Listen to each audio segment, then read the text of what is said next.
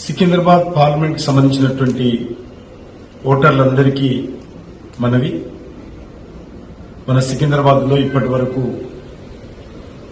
34% మాత్రమే పోలైంది.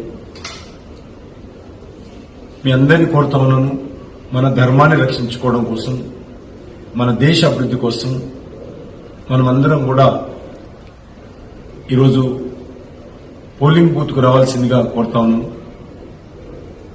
ఎందుకంటే గత ఉదయం నుంచి కూడా అనుకున్నంత పోలింగ్ జరగలేదు. మనకి ఇంకా 1 గంట సమయం ఉంది.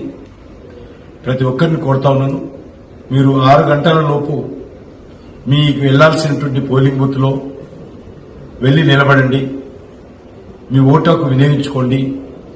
తప్పకుండా దేశాన్ని గెలిపించాల్సిందిగా, ధర్మాన్ని గెలిపించాల్సిందిగా, మరి ప్రజాస్వామ్యాన్ని గెలిపించాల్సిందిగా మీ అందరినీ కోరుతా ఉన్నాను. కాబట్టి తప్పకుండా పోలింగ్ బూత్ కు వెళ్ళండి, మీ ఓటుకు వినియోగించుకోవాల్సిందిగా మనవి చేస్తా ఉన్నాను.